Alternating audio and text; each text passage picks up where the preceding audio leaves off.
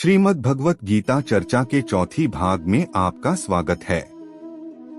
मनुष्य जीवन में गीता को समझना बहुत जरूरी है। पूरा वीडियो देखें, जिंदगी बदल जाएगी। अध्याय संख्या 1, श्लोक संख्या 7। मूल श्लोक है, अस्माकं तु विशिष्टा ये तान् निबोध द्विजोत्तम नायका मम सैन्यस्य संज्ञार्थं तान् ब्रवीमीते। एक हिंदी अनुवाद। हे द्विजोत्तम, हमारे पक्ष में भी जो मुख्य हैं, उन पर भी आप ध्यान दीजिए। आपको याद दिलाने के लिए मेरी सेना के जो नायक हैं, उनको मैं कहता हूँ। हे द्विजोत्तम, हमारे पक्ष में भी जो विशिष्ट योद्धागण हैं, उनको आप जान लीजिए। आपकी जानकारी के लिए अपनी सेना के नायकों के नाम मैं आपको बताता हूँ। हिंदी कमेंट्री। द्रोणाचार्य को द्विजोत्तम कहकर संबोधित करते हुए दुर्योधन अपनी सेना के प्रमुख वीर योद्धाओं के नाम सुनाता है। एक कायर मनुष्य अंधेरे में अनुभव होने वाले भय को दूर करने के लिए सीटी बजाता है अथवा कुछ गुनगुनाने लगता है। दुर्योधन की स्थिति भी कुछ इसी प्रकार की थी। अपराध बोध से पीड़ित अत्याचारी दुर्योधन की मनस्थिति बिखर रही थी। यद्यपि उसकी सेना सक्षम शूरवीरों से सुसज्जित थी, तथापि शत्रुपक्ष के वीरों को देखकर उसे भय लग रहा था। द्रोणाचार्य के मुख से स्वयं को प्रोत्साहित करने वाले शब्दों को वह सुनना चाहता था, परंतु जब वह आचार्य के पास पहुंचा तब वे शांत और मौन रहे। इसलिए टूटतो उत्साह को फिर से जुटाने के लिए वह अपनी सेना के प्रमुख योद्धाओं के नाम गिनाने लगता है। यह स्वाभाविक है कि अपराध बोध के भार से दबा हुआ व्यक्ति नैतिक बल के अभाव में संभाषणादि की मर्यादा को भूलकर अत्यधिक बोलने लगता है। ऐसे मानसिक तनाव के समय व्यक्ति के वास्तविक संस्कार उजागर होते हैं। यहाँ दुर्योधन अपने गुरु को द्विजोत्तम कहकर संबोधित करता है।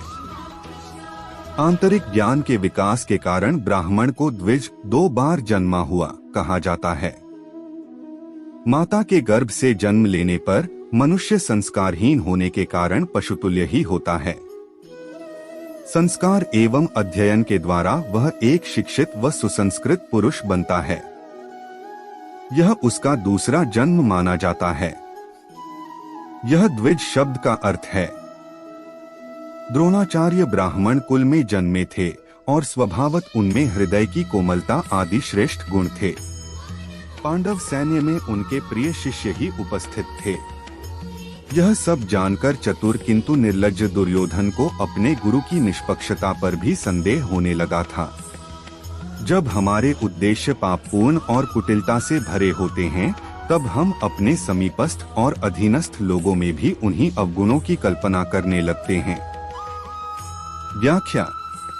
अस्माकं तु विशिष्टा ये तान् निबोध द्विजोत्तम। दुर्योधन द्रोणाचार्य से कहता है कि हे द्विजश्रेष्ठ, जैसे पांडवों की सेना में श्रेष्ठ महारथी हैं, ऐसे ही हमारी सेना में भी उनसे कम विशेषता वाले महारथी नहीं हैं। प्रत्युत उनकी सेना के महारथियों की अपेक्षा ज्यादा ही विशेषता रखने वाले हैं।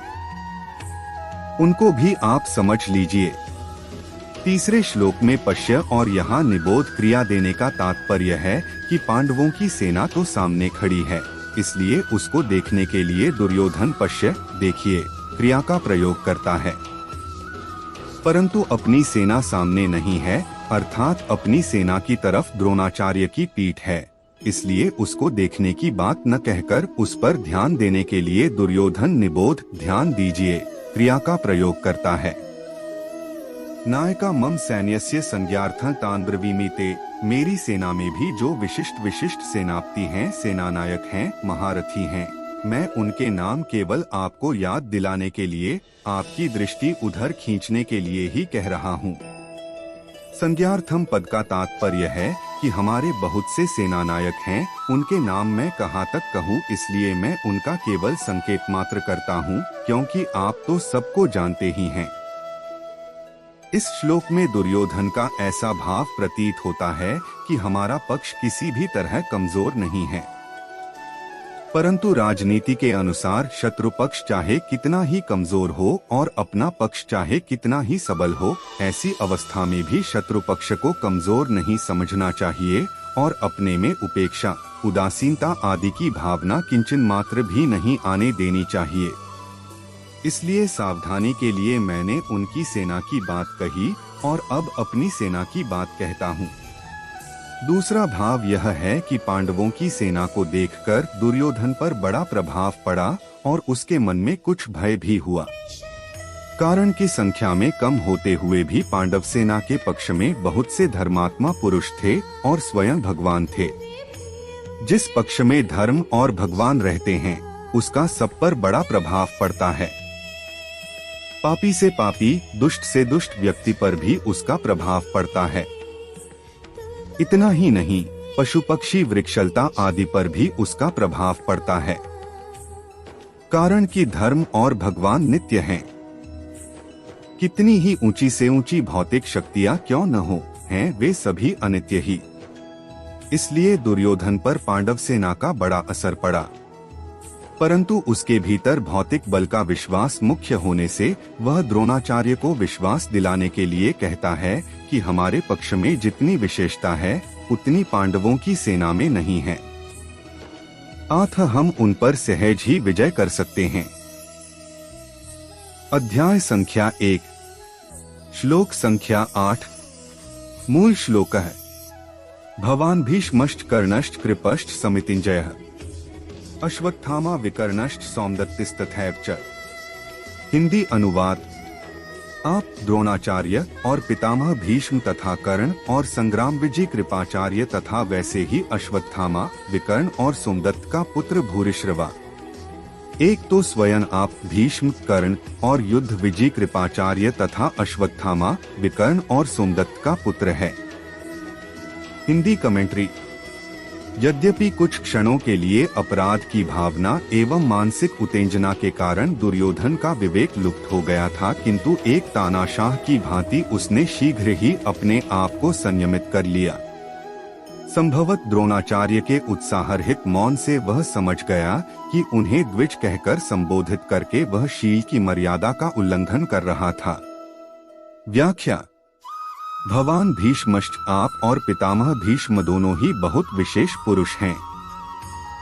आप दोनों के समकक्ष संसार में तीसरा कोई भी नहीं है। अगर आप दोनों में से कोई एक भी अपनी पूरी शक्ति लगाकर युद्ध करे तो देवता, यक्ष, राक्षस, मनुष्य आदि में ऐसा कोई भी नहीं है जो कि आपके सामने टिक सके। आप दोनों के पराक्रम की बात जगत में प्रसिद्ध ही है। पितामह भीष्म तो आबाल ब्रह्मचारी हैं और इच्छा मृत्यु हैं, अर्थात उनकी इच्छा के बिना उन्हें कोई मार ही नहीं सकता। महाभारत युद्ध में द्रोणाचार्य धृष्टद्युम्न के द्वारा मारे गए और पितामह भीष्म ने अपनी इच्छा से ही सूर्य के उत्तरायण होने पर अपने प्राणों का त्याग कर दिया। कर्णश्च, कर्ण तो बहुत ही शूरवीर है। मुझे तो ऐसा विश्वास है कि वह अकेला ही पांडव सेना पर विजय प्राप्त कर सकता है। उसके सामने अर्जुन भी कुछ नहीं कर सकता। ऐसा वह कर्ण भी हमारे पक्ष में है। कर्ण महाभारत युद्ध में अर्जुन के द्वारा मारे गए। कृपश्च समितिञ्जयः, कृपाचार्य की तो बात ही क्या है, वे तो चिरंजीवी हैं, हमारे परम हितैषी हैं और संपूर्ण पांडव सेना पर विजय प्राप्त कर सकते हैं। यद्यपि यहाँ द्रोणाचार्य और भीष्म के बाद ही दुर्योधन को कृपाचार्य का नाम लेना चाहिए था, परंतु दुर्योधन को कर्ण पर जितना विश्वास था उतना कृपाचार्य पर नहीं था। इसलिए कर्ण का नाम तो भीतर से बीच में ही निकल पड़ा। द्रोणाचार्य और भीष्म कहीं कृपाचार्य का अपमान न समझ लें, इसलिए दुर्योधन कृपाचार्य को संग्राम विजय विशेषण देकर उनको प्रसन्न करना चाहता है। अश्वत्थामा ये भी चिरंजीवी हैं और आपके ही पुत्र हैं। ये बड़े ही शूरवीर हैं। इन्होंने आपसे ही अस्त्र शस्त्र की विद्या सीखी है। अस्त्र शस्त्र की कला में ये बड़े चतुर हैं। विकर्णश्च सौमदत्तिस्तथैव च, आप यह न समझें कि केवल पांडव ही धर्मात्मा हैं, हमारे पक्ष में भी मेरा भाई विकर्ण बड़ा धर्मात्मा और शूरवीर है। ऐसे ही हमारे प्रपितामह शांतनु के भाई बाहलीक के पौत्र तथा सोमदत्त के पुत्र भूरिश्रवा भी बड़े धर्मात्मा हैं। इन्होंने बड़ी बड़ी दक्षिणा वाले अनेक यज्ञ किए हैं। ये बड़े शूरवीर और महारथी हैं। युद्ध में विकर्ण भीम के द्वारा और भूरिश्रवा सात्यकी के द्वारा मारे गए। यहाँ इन शूरवीरों के नाम लेने में दुर्योधन का यह भाव मालूम देता है कि हे आचार्य, हमारी सेना में आप भीष्म, कर्ण, कृपाचार्य आदि जैसे महान पराक्रमी शूरवीर हैं। ऐसे पांडवों की सेना में देखने में नहीं आते। हमारी सेना में कृपाचार्य और अश्वत्थामाए 2 चिरंजीवी हैं, जबकि पांडवों की सेना में ऐसा एक भी नहीं है।